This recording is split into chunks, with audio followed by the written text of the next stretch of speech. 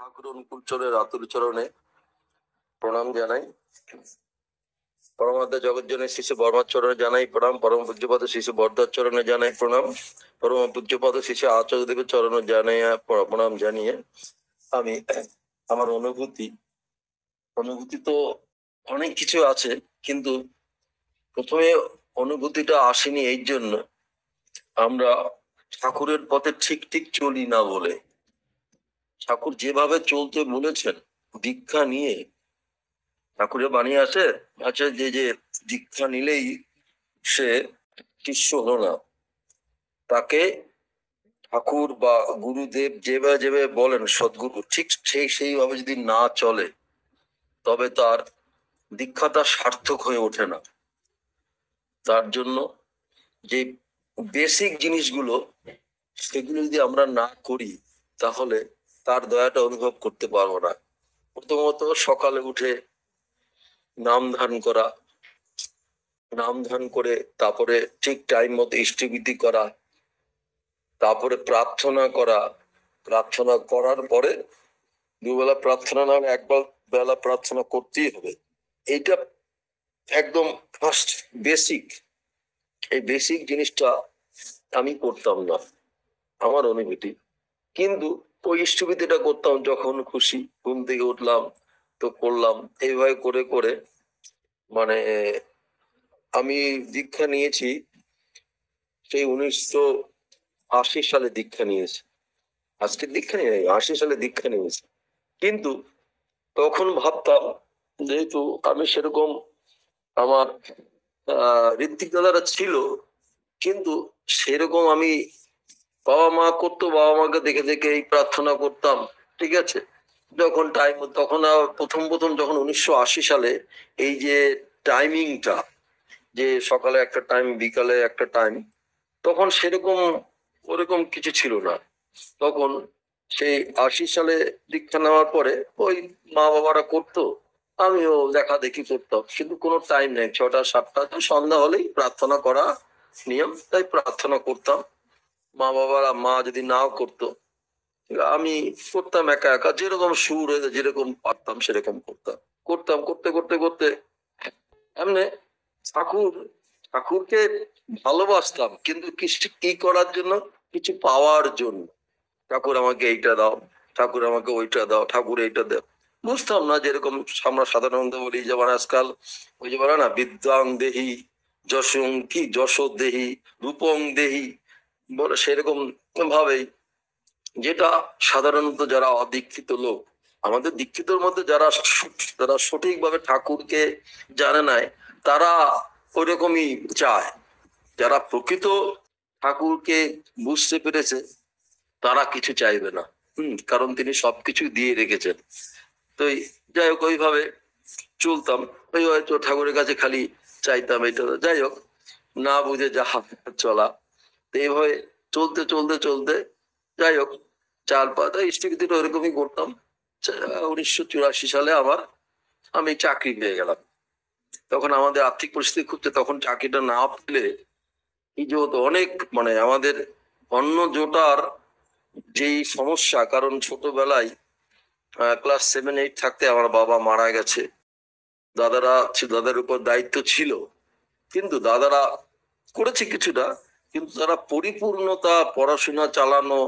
তারপরে যেমন আমি আমার মেজদাকে বলেছিলাম দাদা, কারণ তখনকার দিনে পড়াশোনার খরচ আর খাওয়ার খরচটা বেশি ছিল, পড়াশোনার খরচটা বেশি ছিল না। তখন আমিও সেই তখনকার দিনে একটা সাইড ব্যাগ হতো খুব, আমরা সাইড ব্যাগ আগে দেখতাম, ওই সাইড ব্যাগ নিয়ে সেই সাইড ব্যাগ আমি করতাম, কারণ এছাড়া তো উপায় নেই, আমার তো কিছু ইনকাম করতাম। ও যা টাকা ইনকাম করতাম সেটা আমি 2টো মাস্টারের জন্য আমি চালিয়ে নিতাম। তখনকার দিনে 25 টাকা করে মাসে নিত একটা সায়েন্সের টিচারের কাছে, হলো 25 টাকা। ইংরেজি হ্যাঁ 1980 82-83 সালে, ঠিক আছে। তখন তো সেই তাহলে তখন আমি মেজদাকে বললাম যে মেজদা, তুই আমার পেটের খরচটা চালা, আমি পড়াশোনার কাজ চালিয়ে নেব। ওকে বললাম যে পেটের খরচ আমার পড়াশোনায় আমি চালিয়ে নেব, শুধু তুই পেটে কটে। কিন্তু কি হলো, তখন মেজদা পড়াশোনা খরচ, পেটের খরচ তো দূর, পড়াশোনার টাকা পাঠাতো না, পাঠানো বন্ধ করে দিয়েছে। তখন আমি কি করব, নিজের করার জন্য, বেঁচে থাকার জন্য যতটুকু দরকার ততটুকু আমি পরিশ্রম করে যেভাবে হোক এভাবে করে আর পড়াশোনা তারপরে আর হলো না, ভাগ্যে জুটলো না। হ্যাঁ, তখন আমি এইভাবে করছি, করতে করতে করতে করতে তখন এই চাকরিটা খবর পেলাম, দৌড়াদৌড়ি করলাম, সে বারাসাতে গেলাম, সেই দৌড় ঝাঁপ হলো টলো, যা হোক ঠাকুরের দয়া, তারই তো দয়া যদি করছে সবকিছু পাওয়া। চাকরিটা পেলাম, কারণ তখন চাকরি না পেলে আজকে আমার অবস্থা খুব খারাপই হতো। যাই হোক, তখন চাকরিটা পেলাম, চাকরিটা পাওয়ার পরও তারপরে হ্যাঁ ঠাকুরকে ভালোবাসতাম, এই ঠাকুরে একটা ফটো রাখতাম, ফটো রেখে যখন টাইম পেতাম, টাইম বলতে কি সকালে উঠে ইষ্টভৃতি করতাম। সেটা কোনো, তখন তার বুঝতাম না যে প্রার্থনার আগে ইষ্টভৃতি করতে হবে, এইসব বুঝতাম না, আর সেরকম কেউ বুঝাতো না। যখনই উঠতাম, উঠে হাত মুখ ধুয়ে ইষ্টভৃতিটা করতাম, এইভাবে জীবন চলতো। তারপরে পাঠাতাম ইষ্টভৃতির টাকা ওই পোস্ট অফিসে, তখন পোস্ট অফিস সিস্টেম ছিল, পোস্ট অফিসে টাকা পয়সা পাঠাতাম, ঠাকুরের যেরকম আছে যেভাবে বলেছিল সেরকম পাঠাতাম। পাঠিয়ে পাঠিয়ে হলো কি, একবার আমার, এটা হচ্ছে আমার অভিজ্ঞতা, তখন আমার 22 বছর বয়স। তখন আমি ওই কাশ্মীরে ছিলাম, কাশ্মীরে থাকার পরে তখন একটা বিরাট অ্যাক্সিডেন্ট, মরেই যেতাম, কারণ বাসটা উপরে তখন বরফ পড়ছে, এদিকে বৃষ্টি হচ্ছে, বরফ পড়ছে। আর কাশ্মীরের যে রাস্তার তুলনায় যদি আমরা ওদিকে দিকে পুঞ্চ সেক্টরে যাই, পুঞ্চ ওই রাজৌরি সেক্টর, ওই সেক্টরের রাস্তাগুলো অতটা উন্নত নয়, ঠিক আছে, সিঙ্গেল ওয়ে, মানে কোথাও মরে সেবা করে। কিন্তু কাশ্মীরটা তুলনামূলক অনেক উন্নত, কিন্তু ওদিকে রাস্তাগুলো অত উন্নত না হওয়ার জন্য তখন কি হলো, আমাদের যে বাসটা আছে, আর বাসটা তখন রাতের দিকে রাতে 10টার মধ্যে পৌঁছে যাওয়ার কথা, সেই রাতে যাচ্ছে যাতে হঠাৎ কি হলো, সামনের থেকে একটা গাড়ি আসলো।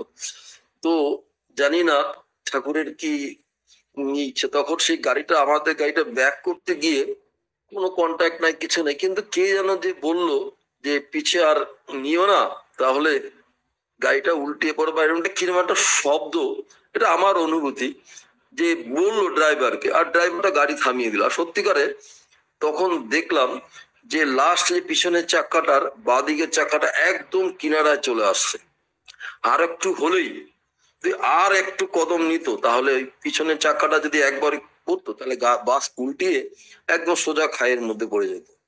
কিন্তু সেইখানে আর, তারপর কে সেই বৃষ্টি বসন্ত আর বাস আর না, আগে যেতে হবে, তো সারা রাত্র ওইখানে ছিলাম।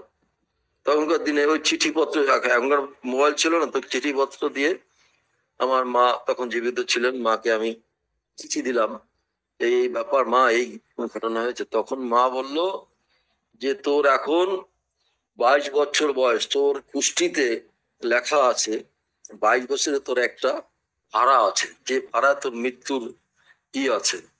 তখন আমি সেই চিঠিতে লেনদেন, আচ্ছা তা তো আমি জানতাম না। যাই হোক, মা একটু ঠাকুরের, মার একটু ভক্তি শ্রদ্ধা ছিল, কারণ যেহেতু আমার মামারা ঠাকুর পরিবারের সাথে যোগযুক্ত ছিল, মামার প্রতি আমার ঠাকুরের অবদান অনেক। মামার জীবনটা আমার ঠাকুরের দ্বারা তার মামার 2 ছেলে ঋত্বিক, তো সেই মামার সৌজন্যে আমার মা দীক্ষা নিয়েছিল, বাবা দীক্ষা নিয়েছিল, তো মার একটু ভক্তি শ্রদ্ধা ছিল। কিন্তু ভক্তি শ্রদ্ধা কি হলে আমাদের কি হয়, একটা জিনিস মনে রাখবেন, মানুষ কি হয় দুঃখের সময় ঠাকুরকে ভুলে যায়, আর সুখের সময় ঠাকুরকে ভুলে, এই দুটো জিনিস সব সময় মনে রাখতে হচ্ছে। দুঃখের সময় কি, দুঃখের সময় কি হয়েছে, এত কাতর হয়ে যায়, তখন ঠাকুরের দিকে আর লক্ষ্য থাকে না, তখন পেট কিভাবে চালাবে, কি করবে, এইসব বিভিন্ন ধান্দা, তো ঠাকুরকে খেতে পারছে না, এর একটা ম্যাক্সিমাম লোকের মধ্যে এই জিনিসটা হয়ে আসে, যে আমি খাবো কি, হ্যান কি, কি করবো, এর একটা। তো মা, সে আমাদের আর্থিক পরিস্থিতি এত খারাপ ছিল, তো মার ঠাকুরের দিকে অতটা অগ্রসর হতে পারলো না, না হয়েছে করেছে, কিন্তু অতটা অগ্রসর পিছ পা হয়ে গেছে, যার জন্য কতগুলো ভুল হয়েছে, এখন সেগুলো আমি রিয়ালাইজ করি। যাই হোক, তো মা আমাকে চিঠি জানালো এই ব্যাপার, তখন আমি বুঝতে পারলাম যে ঠাকুরের দয়াটা কিরকম। কিন্তু ওই যে ইয়ং টাইমে কি হয়, যখন আমাদের শরীরে রক্ত গরম থাকে না, হ্যাঁ, নিজেকে কেউ বলবে আমি তো হিরোইন, আমি তো হিরো, এইভাবে একটা ভাব থাকে, তখন আর ঠাকুর ঠাকুর ভাবে না, তার মধ্যে সেই ভাবটা আসতে চায় না। যার জন্য বলেছি কি, দীক্ষা নিয়ে শিক্ষা ধরে যে ঠাকুরের কথাটা, দীক্ষা শিক্ষা বিবাহ, তো ওই জিনিসে আমি কি করলাম, আবার ঠাকুরকে ভুলে গেলাম, ঠিক না? ওই অতটুকুই, আর আমি বৃদ্ধি হলাম না। আমার যে ঠাকুরকে আরো থেকে আরো তরে হওয়া ওঠা, সেইটা আমি আর হয়ে উঠলাম না। না ওর উচ্ছৃঙ্খল জীবন, উচ্ছৃঙ্খল জীবন অনেক কিছু আছে, এগুলো তো এত মানে যদি আমি শুরু করি এক এক করে, মানে ঘন্টা পর ঘন্টা আমি বলতে থাকবো। যাই হোক, উচ্ছৃঙ্খল জীবন করতে করতে করতে করতে করতে তারপরে রিটায়ারমেন্ট আসলাম, সেইখানেও ভুল হইলো। এইবার আমার কাম ডাউন শুরু হয়ে গেছে দুশৃঙ্খল জীবনে। ঠাকুর আমাকে প্রাণে বাঁচিয়েছে, কিন্তু ঠাকুরের জন্য আমি কিছু করলাম না, ঠিক কিনা? বা ওটা তো আমার জন্যই করা, ঠাকুরের জন্য কে কি করবে? আমার জন্য ঠাকুরের যে আদেশ, যজন যাজন ইষ্টভীতি, ঠিক কিনা? না যজনে বৃদ্ধি হলো, না যাজন করতে পারলাম, কিছু করতে পারলাম। এই ব্যবস্থা করতে করতে করতে আমার জীবনটাই হবে, যেহেতু আমি একটা মিলিটারি লাইফ নিয়ে থাকতাম, সেইখানে যাওয়া আসা, বাড়িতে এসা উচ্ছৃঙ্খল, হ্যাঁ, ঠাকুরকে ওই ইষ্টভূতিটাই বাস, ও তো কি করতাম, করতে করতে করতে করতে তারপর রিটায়ারমেন্ট আসলাম। রিটায়ারমেন্টের শেষে আবার সেই করতে করতে করতে আমার জীবনের যতটুকু আমি মানে বুঝেছি ঠাকুরকে এই অনলাইনে এসে, তারপরে বুঝে গেছি যে আমার জীবনটা এত বছর আমি যা করেছি, আজকে আমার জন্য, আমার উচ্ছৃঙ্খল জীবনের জন্য কি হলো, আমার ছেলেরা, আমার স্ত্রী, ঠিক কিনা, যখন কম থাকে না বলে কাঁচালে নোয়ালে বাস, হ্যাঁ, পাকলে পরে টস টস। তো এখন যেহেতু পরে যখন অনলাইনে এসে ঠাকুরের কথা বেশি করে জানতে পারলাম, আরো আরো থেকে জানতে পারলাম, তখন আমার, তখন ওই দিব্য দৃষ্টি আছে না, তখন আমার মনের মধ্যে আসলে সত্যি তো কি, আমি তো সারা জীবনই ভুল করে গেছি, এখন ভুলের মাসুল তো আমাকে দিতে হবে, ভুল করলে মাসুল দিতে হবে। তাই যত ভুল পাপ কাজ যত কিছু করেছি, তখন আমার মধ্যে রিয়ালাইজেশন হতে থাকলো যে না, এগুলো আমার করা ঠিক করেনি। যাই হোক, সেই চেষ্টা চালিয়ে যাচ্ছি ঠাকুরকে ধরে, যে এবার অনলাইনে আসলাম। অনলাইনে এসে আমি বেশি উপলব্ধি করছি, অফলাইনে কি হচ্ছে, অফলাইনে একটা সীমিত থাকে, একটা আজকে এই অনলাইনে বিভিন্ন লোকের কথা শুনছি, বিভিন্ন ঋত্বিক দাদার কথা বলছি, বিভিন্ন দাদা, বিভিন্ন মাদের কথা, যে কথা বলছি, ঠাকুরের যে মূল ভিত্তিটা, সেইটা আমি জেনেছি অনলাইনে, যেটা হচ্ছে দীক্ষা শিক্ষা বিবাহ। আমি একটা পেয়েছি, একটা নেটে কে পাঠিয়েছিল, এত সুন্দর ঠাকুরের কথা, যে যে কোনো মেয়ে যে কোনো ছেলেকে বিয়ে করতে পারে না, বা যে কোনো ছেলে যে কোনো মেয়েকে বিয়ে করতে পারে না।